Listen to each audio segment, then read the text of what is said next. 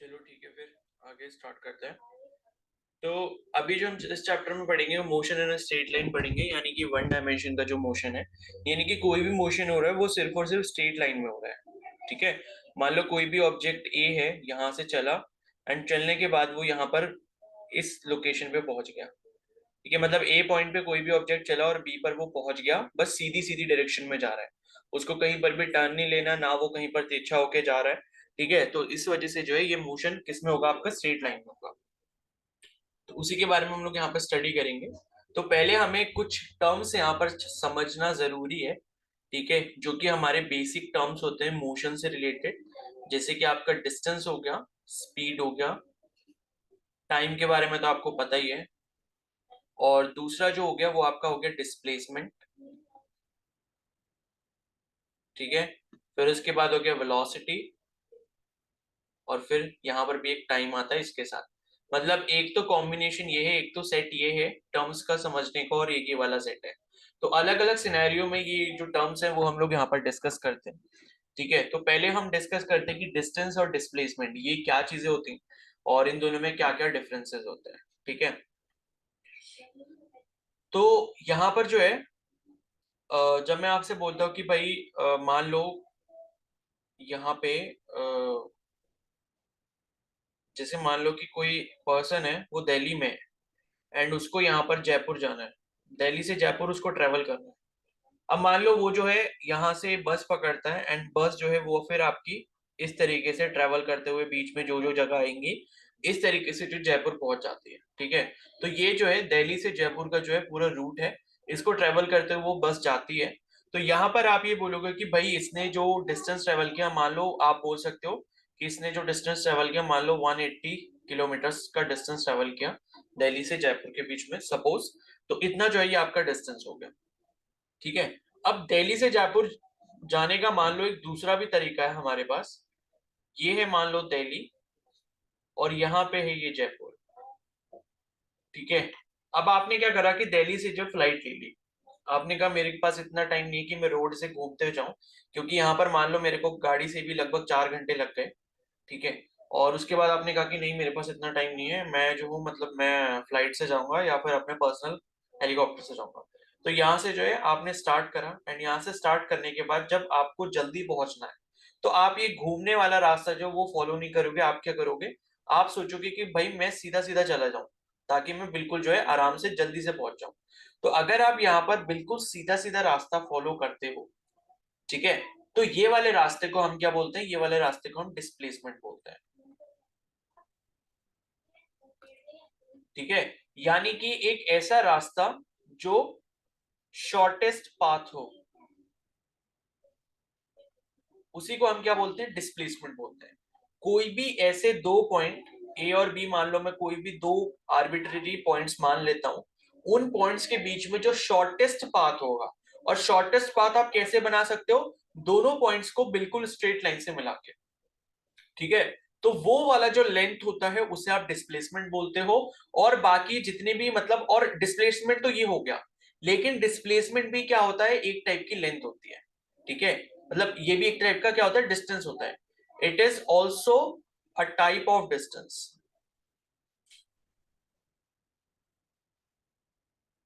ठीक है, तो ये जो फर्स्ट वाला आपका जो केस था, यहां पर जो आपने ट्रेवल करा ये आपका डिस्टेंस है।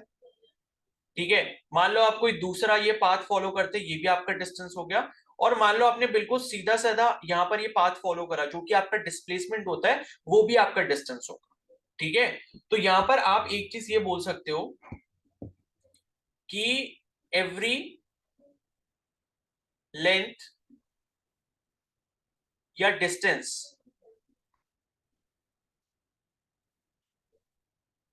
बिटवीन टू पॉइंट्स, सपोज मैं बोलता हूं इसको A and B, can not be displacement, and it is only the shortest path. Shortest path बोलो या फिर लेंथ बोल सकते हो। ठीक है, और दूसरी चीज ये है कि एवरी डिस्प्लेसमेंट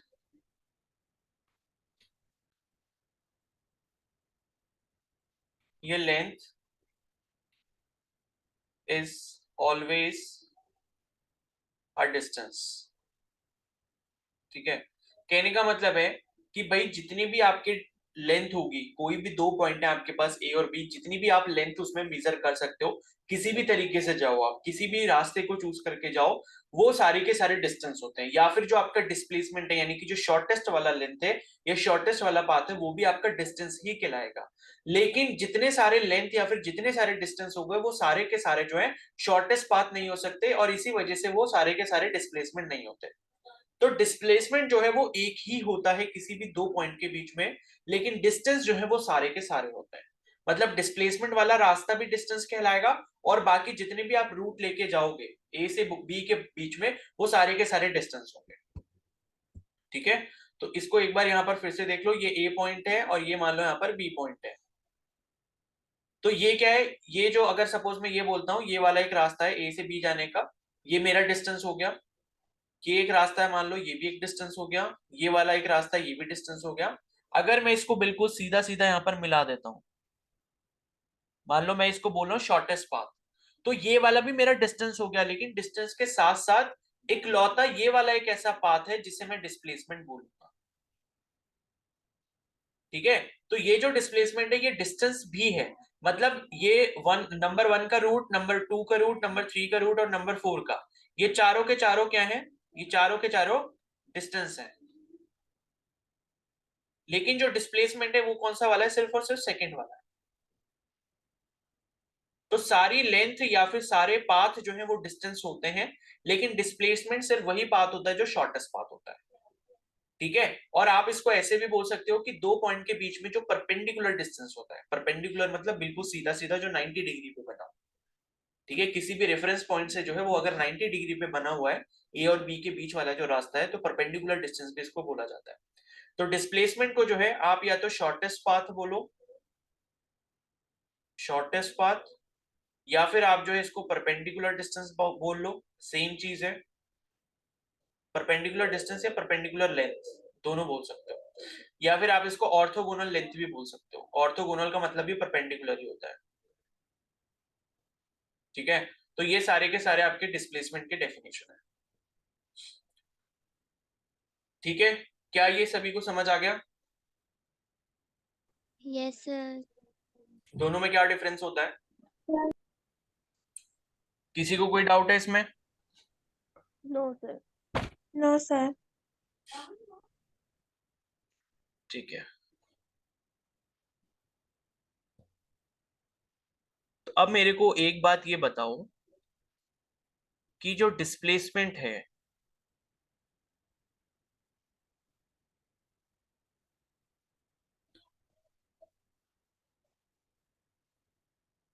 ठीक है, तो अब मेरे को बात यहां पर ये बतानी है आपको कि डिस्प्लेसमेंट और डिस्टेंस के बीच में मैं कौन सा वाला साइन यहां पर यूज कर सकता हूं। ठीक है, पहला हो गया कि ये ग्रेटर देन हो गया, मतलब कि डिस्प्लेसमेंट बड़ा होता है हमेशा डिस्टेंस से, आपको जनरलाइज केस लेना है। ठीक है, या फिर डिस्प्लेसमेंट जो है छोटा होता है डिस्टेंस से, या फिर डिस्प्लेसमेंट जो है इक्वल हो सकता है, मतलब इक्वल होता है हमेशा डिस्टेंस के, या फिर आप जो है ये वाला सिंबल यूज कर सकते हो साइन, यानी कि डिस्प्लेसमेंट या तो बड़ा होता है या फिर बराबर होता है डिस्टेंस के, या फिर डिस्प्लेसमेंट छोटा होता है या फिर उसके साथ साथ बराबर भी हो सकता है डिस्टेंस के। बस ये पांच सिंबल है। तो इन पांचों में से आपको कौन सा सुटेबल सिंबल लगता है जो मैं यहाँ पर इसके बीच में लगा सकता हूँ? सेकंड वाला। बड़ा। बड़ा, सेकंड वाला। बड़ा होगा डिस्टेंस से, सर शॉर्टेस्ट। शॉर्टेस्ट होगा तो डिस्टेंस लास्ट वाला। वाला सर। ये लास्ट वाला क्या है? लास्ट और सर सबसे लास्ट वाला। फोर्थ। फोर्थ, फोर्थ कैसे होगा, बड़ा कैसे हो सकता है डिस्प्लेसमेंट डिस्टेंस से? लास्ट वाला। ये ए और बी दो पॉइंट्स है मेरे पास, तो डिस्प्लेसमेंट वाला रास्ता तो ये हो गया, और डिस्टेंस सपोज मेरे पास ये वाला है। ठीक है, और डिस्प्लेसमेंट भी एक तरीके का डिस्टेंस होता है, मैंने आपको बताया। ठीक है, तो इसका जो आंसर है वो लास्ट वाला होगा, यानी कि आप जो यहाँ पर सिंबल लगाओगे, जो साइन लगाओगे, वो ये लगाओगे कि displacement is always smaller than और इक्वल टू डिस्टेंस। ठीक है, डिस्प्लेसमेंट देखो दो कंडीशन हो सकती है, या तो डिस्प्लेसमेंट हमेशा छोटा होगा डिस्टेंस से, आप मतलब कोई भी पाथ को फॉलो करो और आप डिस्प्लेसमेंट को फॉलो करो, तो डिस्प्लेसमेंट सभी के सभी पाथ से या तो छोटा होगा। और मान लो आप जो है आप इसी को डिस्टेंस बोल रहे हो, यही वाले पाथ को आप डिस्टेंस भी बोल रहे हो, तो ये डिस्प्लेसमेंट के बराबर भी हो गया। ठीक है, तो डिस्प्लेसमेंट या तो डिस्टेंस के बराबर हो सकता है या फिर उससे छोटा हो सकता है, यही दो कंडीशन हो सकती है, लेकिन डिस्प्लेसमेंट जो है वो कभी भी डिस्टेंस से बड़ा नहीं हो सकता। क्या सभी को क्लियर है? Yes, sir. किसी को Yes, कोई sir. डाउट है इसमें? No, sir. ठीक No, है, sir. तो ये जो है ये आप हमेशा ध्यान रखना कि जो डिस्प्लेसमेंट है वो या तो छोटा होगा या फिर उसके बराबर हो सकता है किसके, डिस्टेंस के। ठीक है, क्योंकि मैंने आपको बोला डिस्प्लेसमेंट भी क्या होता है, एक तरीके का डिस्टेंस ही होता है। अगर मान लो ये वाली दूरी आपकी 5 किलोमीटर की है और ये वाली मान लो 6 किलोमीटर की है, तो डिस्प्लेसमेंट या तो देखो छोटा होगा डिस्टेंस है, क्योंकि मान लो अगर मैंने इस वाले डिस्टेंस को सेलेक्ट करा है तो या तो इससे छोटा होगा, या फिर अगर मान लो मैंने बोला कि नहीं 5 किलोमीटर वाला ही डिस्टेंस है, मतलब 5 किलोमीटर वाले ही पाथ को मैं फॉलो करूंगा, तो वो पाथ भी एक तरीके का डिस्टेंस ही है। तो डिस्टेंस या तो जो है वो बराबर हो सकता है डिस्प्लेसमेंट के, या फिर डिस्प्लेसमेंट जो है वो छोटा हो सकता है डिस्टेंस से, या फिर आप बोलो कि डिस्टेंस जो है वो बड़ा हो सकता है।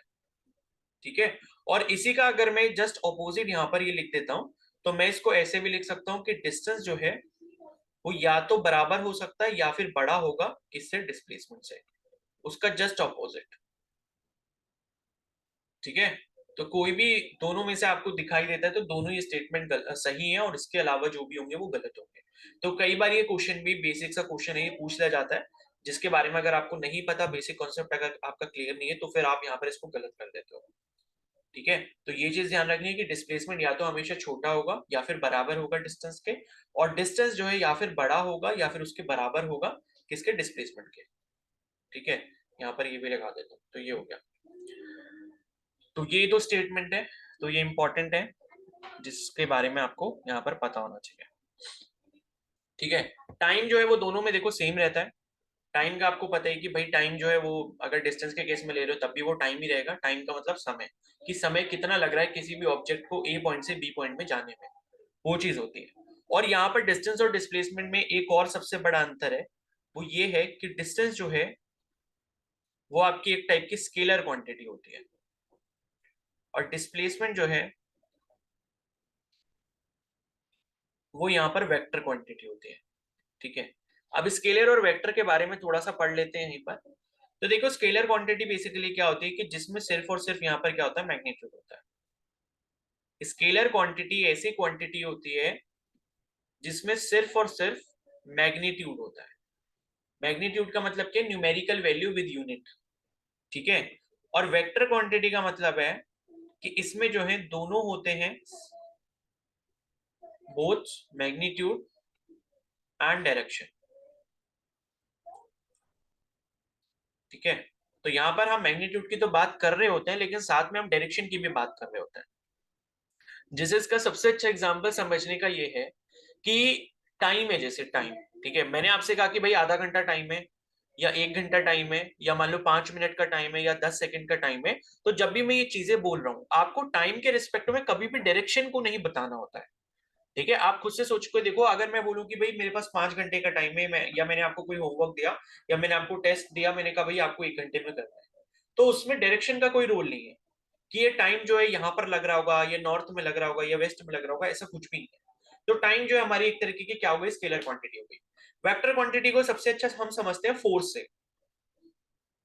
फोर्स इसका एग्जाम्पल है, तो फोर्स वाली जो फिजिकल क्वांटिटी होती है, तो अगर मैं बोल रहा हूँ कि मान लो ये कोई एक सरफेस है या कोई ये एक बॉक्स है। ठीक है, मान लो ये जो है ये कोई एक बॉक्स है। ठीक है, ये मान लो एक बॉक्स है, एंड इस बॉक्स के ऊपर जो है मैं यहाँ पर 10 न्यूटन का फोर्स अप्लाई कर रहा हूँ। ठीक है, तो चलो मैंने बता दिया कि भाई 10 न्यूटन जो है वो मैग्नीट्यूड है इसका, 10 न्यूटन का फोर्स में अप्लाई कर रहा हूँ। लेकिन जब भी मैं फोर्स को अप्लाई कर रहा हूँ तो मेरे को ये मेंशन करना जरूरी है कि फोर्स मैं किधर लगा रहा हूँ। ठीक है।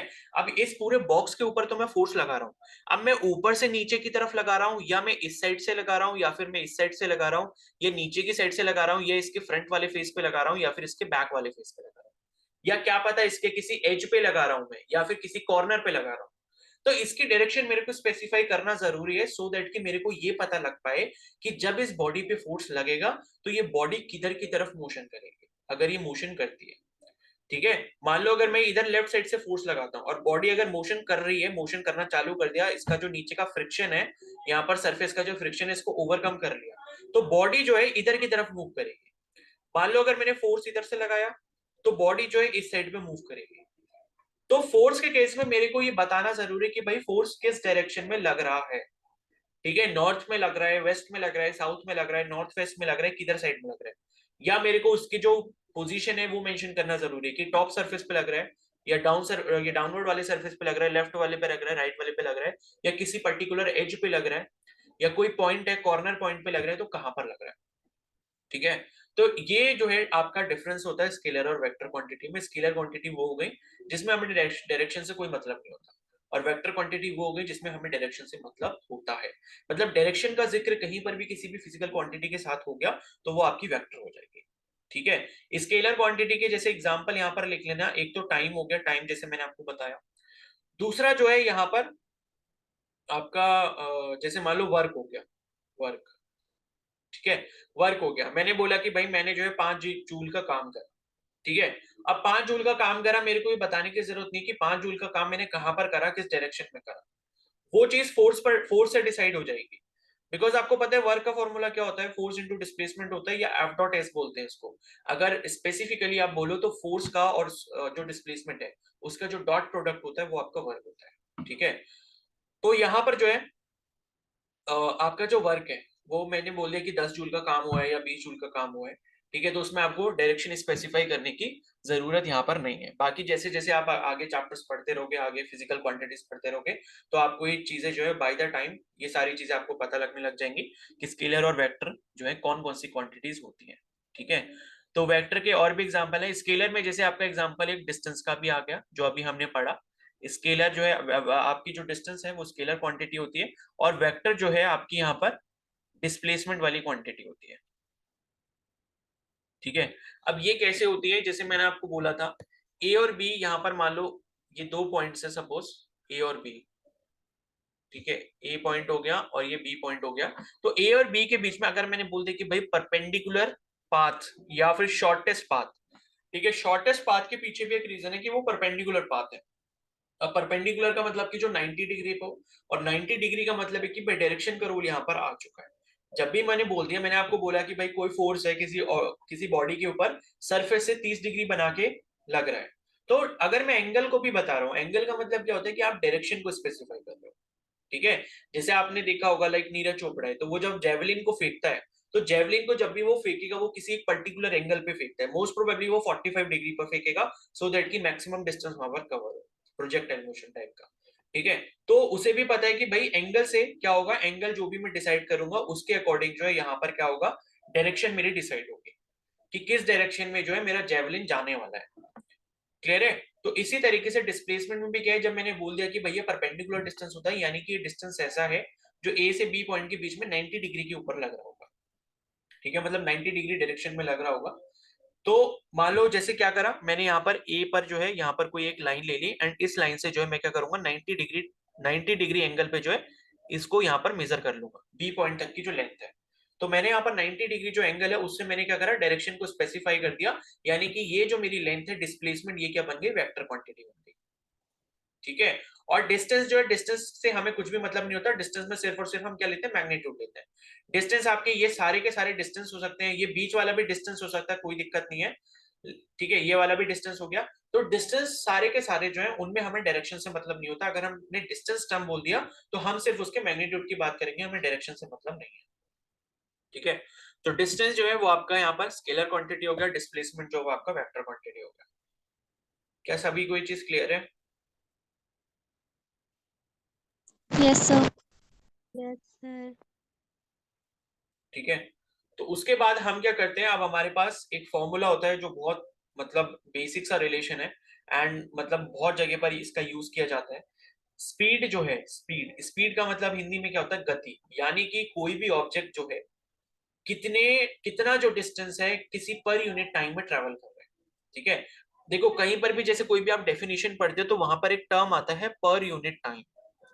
तो पर यूनिट टाइम का मतलब है कि वन टाइम में, वन टाइम यानी कि 1 सेकेंड हो सकता है, 1 मिनट हो सकता है, वो 1 आवर हो सकता है, 1 डे हो सकता है, या 1 ईयर हो सकता है, कुछ भी हो सकता है।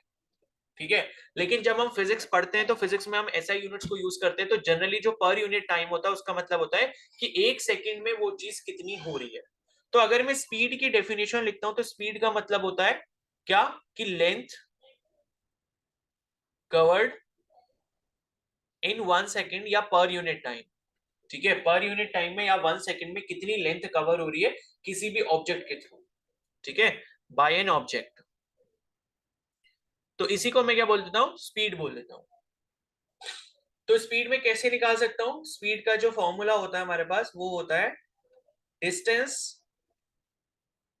पर यूनिट टाइम, यानी कि नीचे टाइम आ जाएगा। तो टोटल ऊपर आप डिस्टेंस लिखोगे, नीचे आप टाइम लिखोगे, जितना आपको टाइम लगा उससे आप क्या निकाल सकते हो, स्पीड निकाल सकते हो। जैसे मान लो दिल्ली से कोई जो है यहाँ पर कार लेके चलता है और जयपुर पहुंचता है। ठीक है, और मान लो उसने कोई ये वाला पाथ जो है वो यहाँ पर ट्रेवल किया। तो दिल्ली से जब वो चला यहाँ पर, मान लो सुबह के 8 बज रहे थे, 8 AM टाइम हो रहा था, और मान लो यहाँ पर 12 बजे जो है वो यहाँ पर पहुंच गया, 12 PM का टाइम हो चुका है। और टाइम जो है मतलब आपको पता लग गया 8 बजे चला था, 12 बजे वहां पहुंच गए, तो टोटल जो टाइम लगा यहाँ पर 4 घंटे का लगा। ठीक है, और डिस्टेंस जो है वो मान लो यहाँ पर जो है हमारा सपोज 180 किलोमीटर का था। ठीक है, मतलब ये लेंथ लिख रहा हूं मैं, ये आप डिस्प्लेसमेंट मत समझ लेना, ये जो पूरी पाथ की जो लेंथ है ये 180 किलोमीटर है। तो डिस्टेंस हो गया, ये टाइम हो गया। तो स्पीड चाहो तो आप किलोमीटर पर आवर में निकाल सकते हो, फिर आप उसको, आपको पता है मीटर पर सेकंड में कैसे कन्वर्ट कर सकते हैं। या फिर आप क्या कर सकते हो, 180 किलोमीटर को पहले मीटर में चेंज कर लो 1000 से मल्टीप्लाई करके, और आवर को जो है आप क्या करो 3600 से मल्टीप्लाई करके सेकंड्स में चेंज कर लो, तो कुछ भी कर सकते हो। मैं अभी क्या कर रहा हूँ, स्पीड जो है किलोमीटर पर आवर में कैलकुलेट कर रहा हूँ। तो डिस्टेंस सपोज मेरे पास कितना हो गया, 180 किलोमीटर का हो गया, और यहाँ पर टाइम जो है मेरे पास 4 आवर्स का हो गया। तो 180 को 4 से जब डिवाइड करेंगे कितना आ जाएगा, 45 आ जाएगा। ये जो मेरी स्पीड आ गई कितने में आ गई, 45 किलोमीटर पर आवर आ गई। अब मान लो अगर आपको इसको मीटर पर सेकंड में चेंज करना है एस पर ऐसा यूनिट, तो आप इसको क्या करोगे, 5/18 से मल्टीप्लाई कर दोगे। तो जितना भी आएगा कैलकुलेशन करके डेसिमल में, वो आप यहाँ पर आपकी जो यूनिट है वो चेंज हो जाएगी मीटर पर सेकंड में। ठीक है, तो ये आपने क्या करा, स्पीड निकाल दी। अब यहाँ पर एक इसका जो करिस्पॉन्डिंग या सिमिलर टर्म होता है वो होता है वेलोसिटी।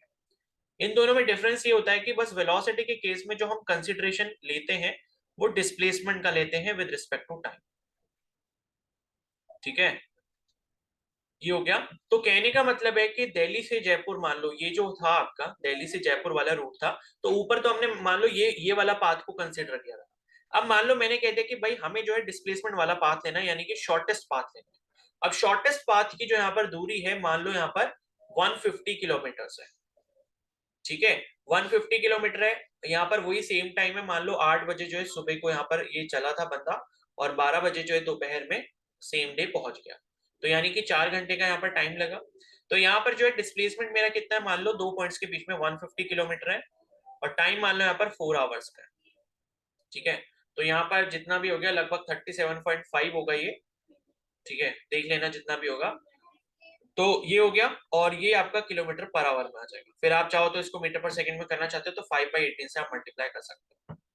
तो ये रहा स्पीड, ये रहा वेलोसिटी। तो वेलोसिटी जब भी आप टर्म यूज कर रहे होगे तो इसका मतलब है कि वहां पे जो कंसीडर किया गया है वो डिस्प्लेसमेंट को कंसीडर किया गया है। ठीक है, और स्पीड जब भी आप यहाँ पर देख रहे हो, स्पीड क्या है, स्पीड के केस में आप क्या लोगे, डिस्टेंस लोगे। यानी कि स्पीड में डिस्टेंस कुछ भी हो सकता है, डिस्टेंस वो आपका डिस्प्लेसमेंट वाला भी हो सकता है और कोई फर्दर दूसरा वाला रूट भी हो सकता है। तो ये होता है स्पीड और वेलोसिटी और डिस्टेंस और डिस्प्लेसमेंट में रिलेशन। ठीक है, तो एक चीज आपको यहां पर मैं और समझा देता हूं। जैसे मान लो कोई स्केलर है क्वांटिटी, और उसको आप मल्टीप्लाई करो स्केलर क्वांटिटी से। ठीक है, ये लिख भी लेना, किसी भी स्केलर क्वांटिटी को अगर आप स्केलर क्वांटिटी से मल्टीप्लाई करते हो तो आपको क्या मिलेगा, स्केलर मिलेगा। किसी भी स्केलर क्वांटिटी को अगर आप स्केलर क्वांटिटी से डिवाइड करते हो तो आपको क्या मिलेगा, स्केलर मिलेगा। मतलब स्केलर क्वांटिटी मिलेगी, ठीक है। उसके बाद यहाँ पर तीसरा है, मान लो कोई वेक्टर क्वांटिटी है और उसको आप स्केलर से मल्टीप्लाई करते हो, जनरल मल्टीप्लाई अगर आप कर रहे हो तो आपको यहाँ पर वेक्टर क्वांटिटी मिलेगी, ठीक है। और यहाँ पर जो है अगर आप, ठीक है, वेक्टर से वेक्टर तो कभी देखा नहीं मैंने कि कभी डिवाइड होता है, तो ये चीज आपको ध्यान रखनी है कि स्केलर को कभी भी आप, हाँ ठीक है, एक और केस बन सकता है कि वेक्टर को अगर आप स्केलर से डिवाइड करते हो तो भी यहाँ पर आपको वेक्टर क्वांटिटी मिलती है, ठीक है।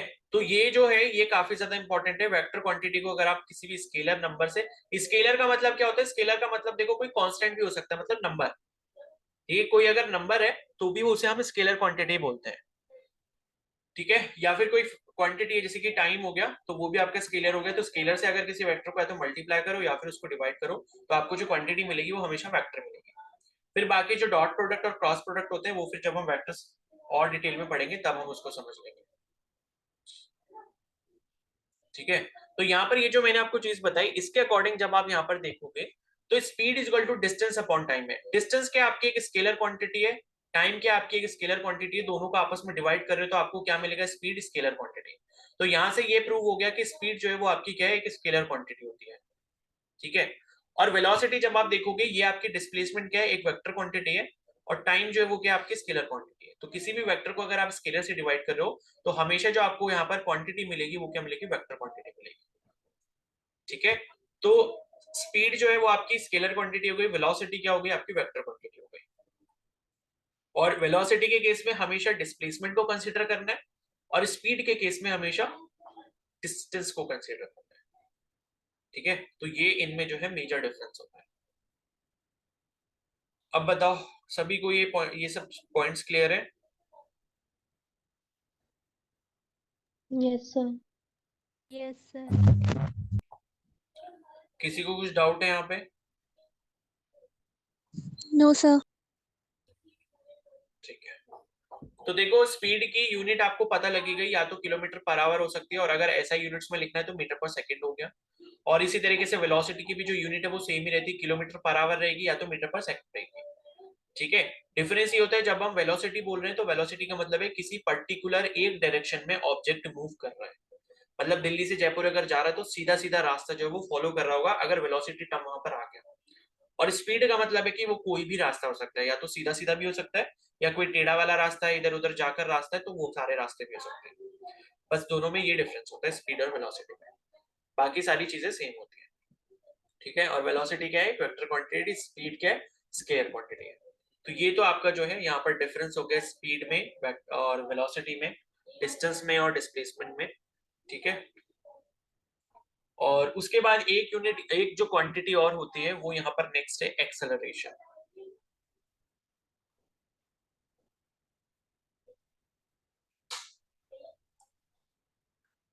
ठीक है।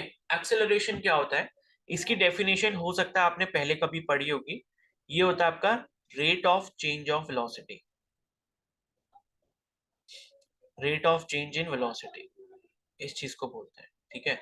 तो एक्सेलरेशन जो है ये इसका जो फॉर्मूला होता है बेसिकली क्या होता है, v minus U by T, ये फॉर्मूला आपने पढ़ा होगा, ठीक है। तो v क्या रहता है आपका, यहाँ पर फाइनल वेलोसिटी रहता है, और u क्या रहता है, इनिशियल वेलोसिटी रहता है यहाँ पर, और t जो है वो टाइम पीरियड है इन दोनों वेलोसिटीज के बीच में, यानी कि जब भी वेलोसिटी चेंज हो रही है आपकी तब यहाँ पर क्या है, जितना भी बीच में टाइम लगा होगा उस वेलोसिटी को चेंज करने में वो वाला टाइम होता है, ठीक है। तो एक्सेलरेशन जो टर्म है ना वो आप एक्सेलरेटर से भी समझ सकते हो, एक टर्म होता है एक्सेलरेटर, ठीक है। तो आपने कभी भी कोई भी व्हीकल अगर चलाया हो, ड्राइव किया हो, जैसे कि बाइक हो गया, ठीक है, स्कूटी हो गया या कार हो गया, कोई भी आपने व्हीकल को अभी कभी जो है मतलब आपने चलाया होगा, तो उसमें जो एक डिवाइस होती है या जो इक्विपमेंट होता है उसे हम एक्सेलरेटर बोलते हैं, ठीक है। जिसे आप मतलब कॉमन भाषा में रेस भी बोलते हो ना कि रेस बढ़ाएंगे तो बहुत तेज भागेगी, रेस कम कर देंगे तो स्लो हो जाएगी, ठीक है। और इसी तरीके से गाड़ी में भी होता है, राइट सबसे राइट साइड में जो लिवर होता है वो आपका एक्सेलरेटर वाला लिवर होता है, जिसको आप प्रेस करते हो तो गाड़ी आगे मूव करने लग जाती है, उसकी स्पीड जो है बढ़ने लग जाती है। ये टर्म हम यूज करते हैं कि रेस बढ़ाएंगे तो गाड़ी तेज भागेगी, तो वही जो रेस हम बोलते हैं, मतलब जो आप हैंडल से वो घुमाते हो वो आपका एक्सेलरेटर होता है, ठीक है, तो एक्सेलरेटर का मतलब ये है कि जो चीज आपको एक्सेलरेशन प्रोवाइड करे। अब एक्सेलरेशन का मतलब ये है change in velocity, rate of change in velocity, मतलब कि पर यूनिट टाइम में वेलोसिटी में कितना चेंज आ रहा है। ठीक है, मान लो यहां पर जो है ए पॉइंट है और यहां पर कोई बी पॉइंट है, एंड यहां पर इनिशियली मान लो, मैं मान लेता हूं कि मेरी जो गाड़ी चल रही थी उस गाड़ी की जो वेलोसिटी थी वो थी 25 मीटर पर सेकेंड।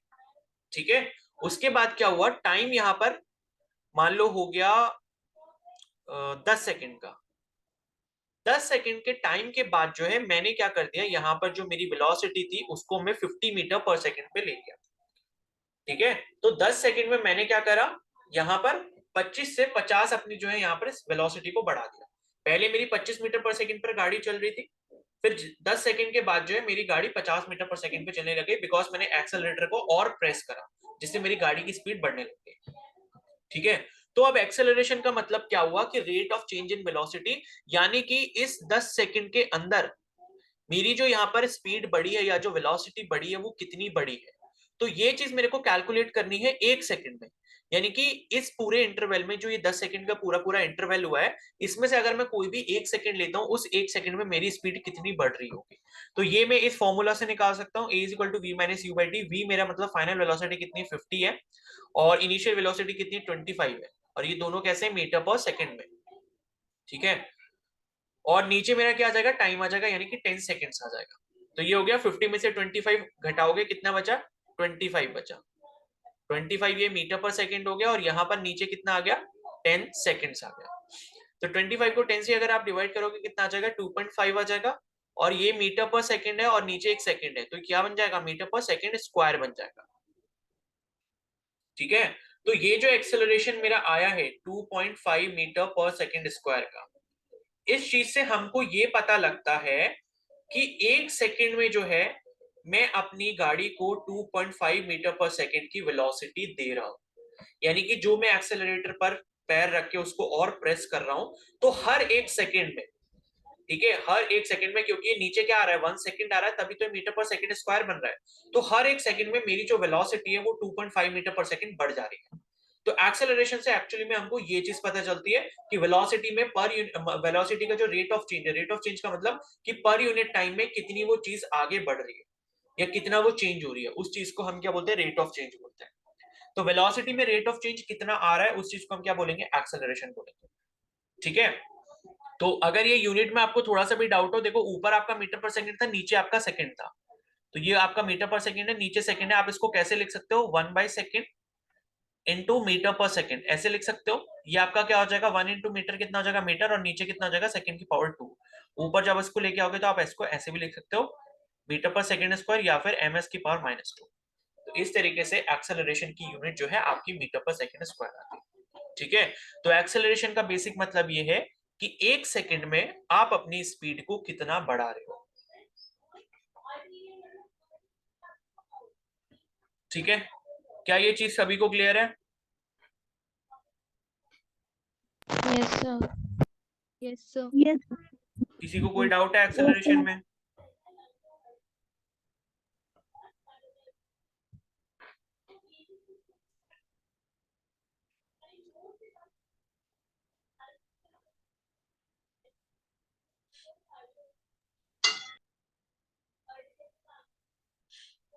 ठीक है,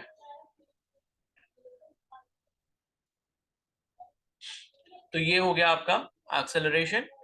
ठीक है, अब यहाँ पर आपने एक जैसे टर्म पहले कभी पढ़ा होगा ना, स्मॉल जी की बात हमने कुछ दिन पहले भी करी थी। स्मॉल जी बेसिकली क्या होता है, आपका एक्सेलरेशन ड्यू टू ग्रेविटी। इसका थोड़ा सा इंट्रोडक्शन में यहीं पर दे देता हूँ, एक्सेलरेशन ड्यू टू ग्रेविटी। ठीक है, और इसकी जो वैल्यू रहती है वो लगभग लगभग कितनी होती है, 9.81 मीटर पर सेकेंड स्क्वायर। तो ये भी क्या होता है, एक टाइप का एक्सेलरेशन होता है।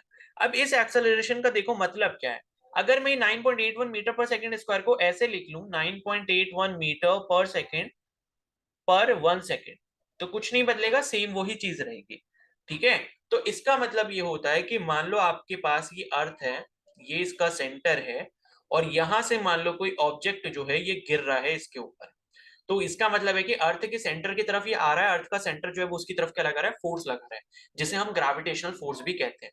तो जब ये नीचे की तरफ आ रहा है तो इसमें जो एक्सेलरेशन होता है वो कितना होता है, स्मॉल जी के बराबर होता है, जो कि होता है 9.81 मीटर पर सेकंड स्क्वायर।